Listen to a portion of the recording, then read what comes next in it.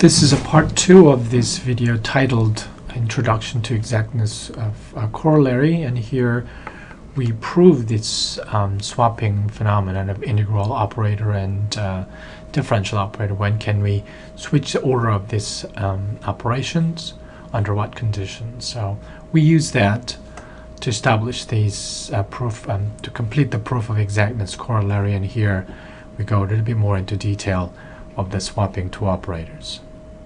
So I'm showing you the statement here. If we have a two-variable function, and first if you were integrating, fixing this y part, we're integrating along, u is an integral variable, if you integrate along x, and then we're differentiating with a different variable here, then it's going to be the same as you differentiate it inside first with respect to y, no matter what given u is, then integrate later.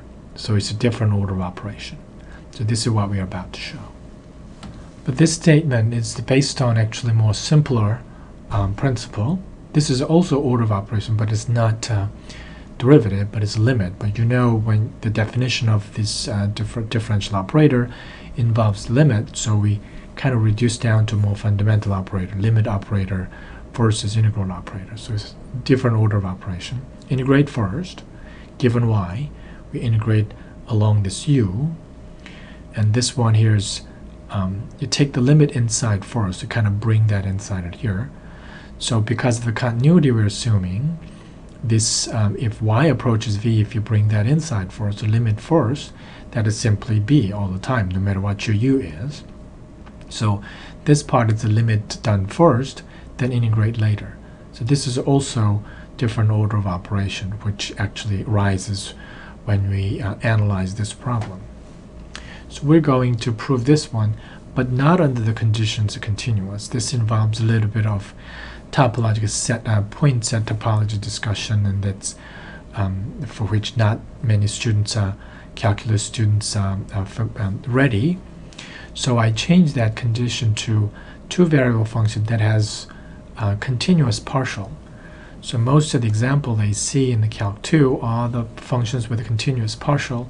So I think it still does some job of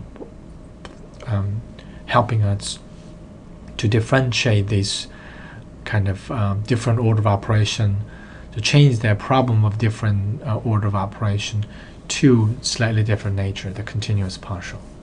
So we're going to first see that how this one is proved using this condition, more fundamental swapping order.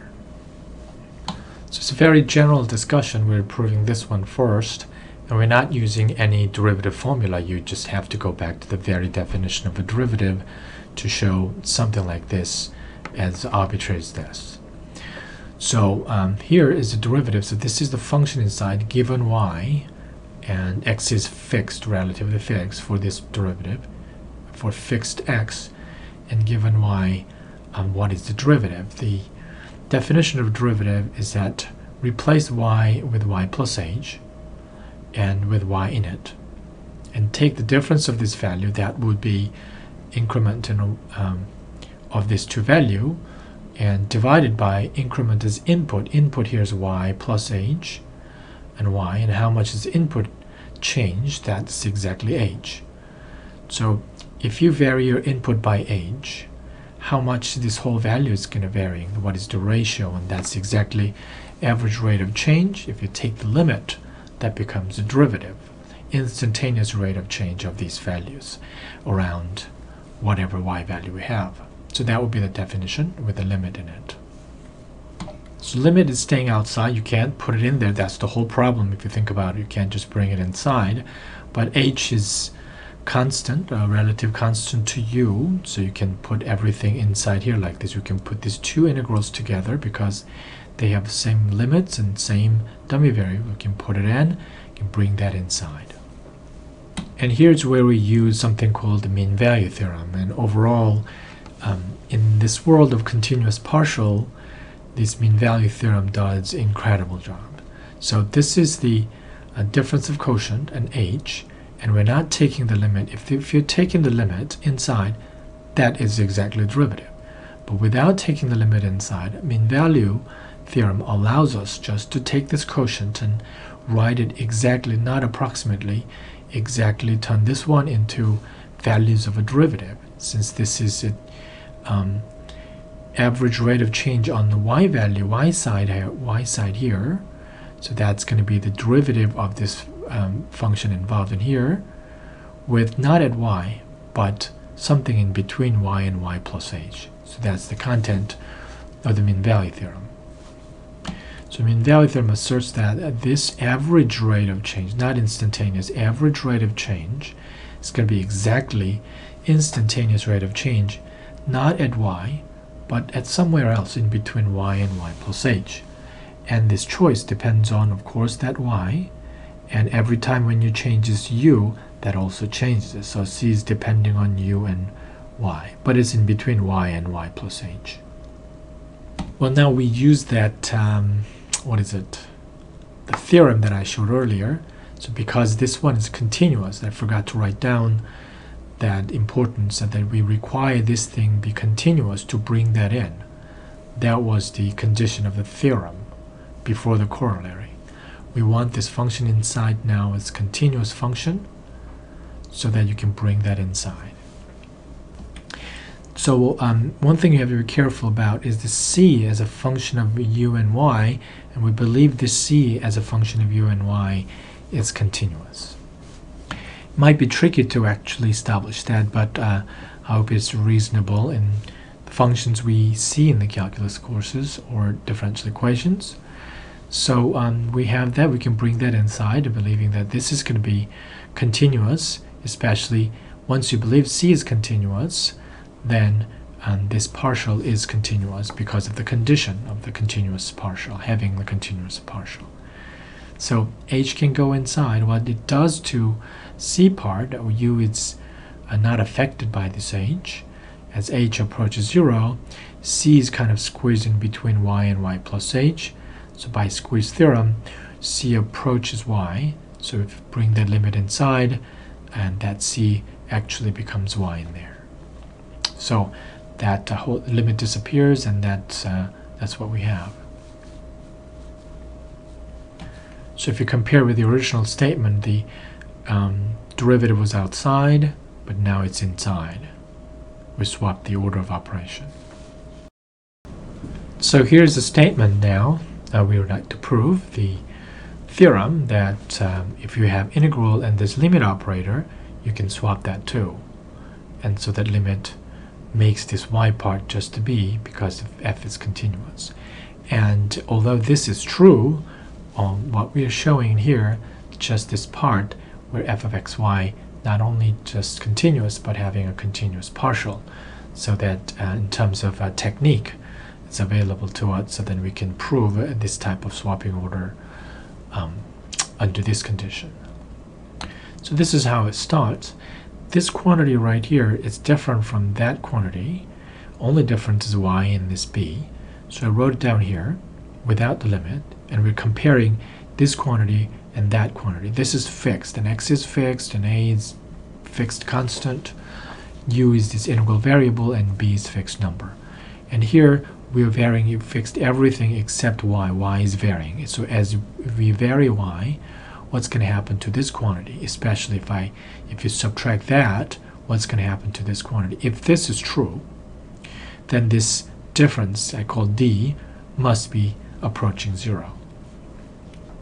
So that's our goal, to show this approaches 0, but we have a same limit, so we can write it in a slightly general simpler form, difference inside, and u is the same, and y and b, that's different, and y is kind of close to b, and this appears in parts of the mean value theorem again, so we can use the mean value theorem to rewrite this one.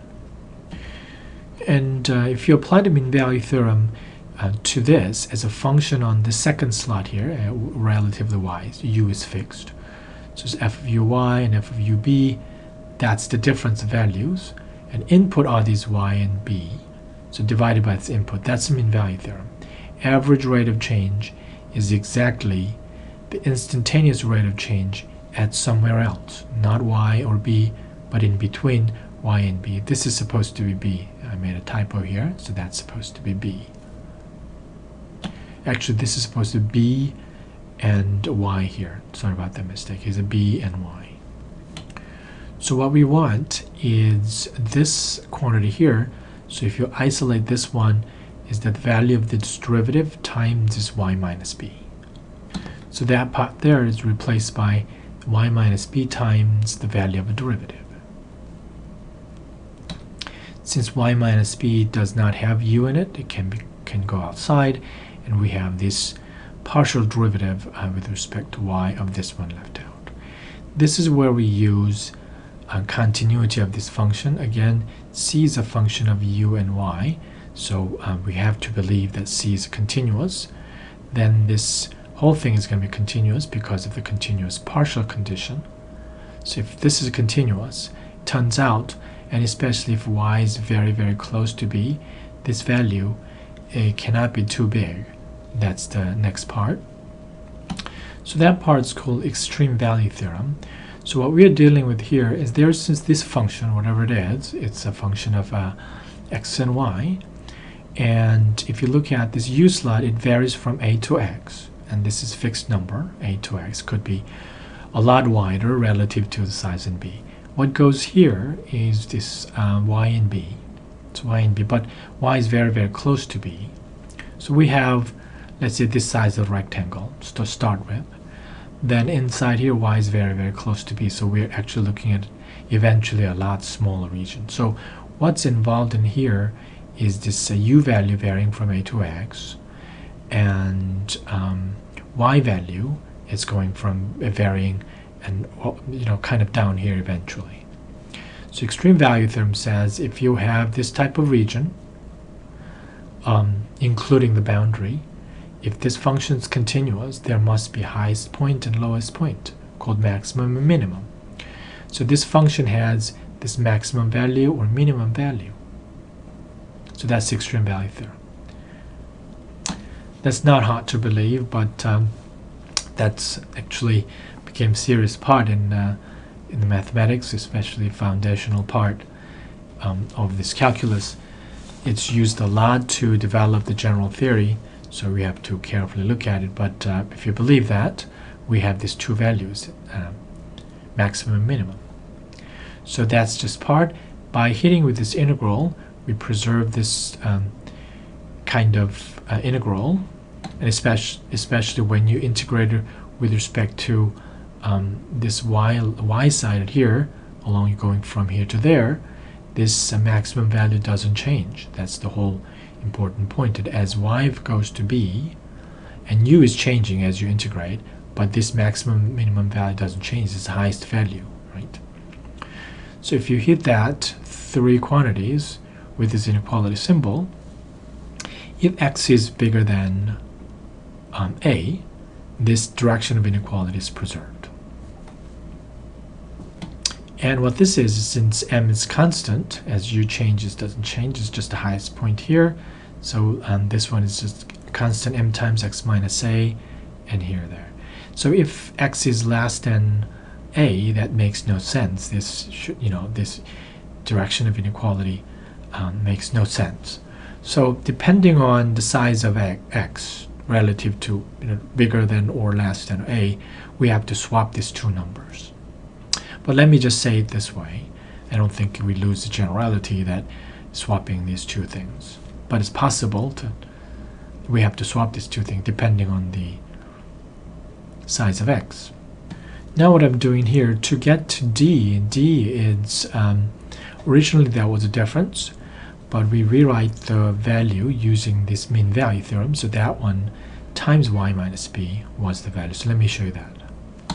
So here is what d was. That was the difference between these two values without this one without limit.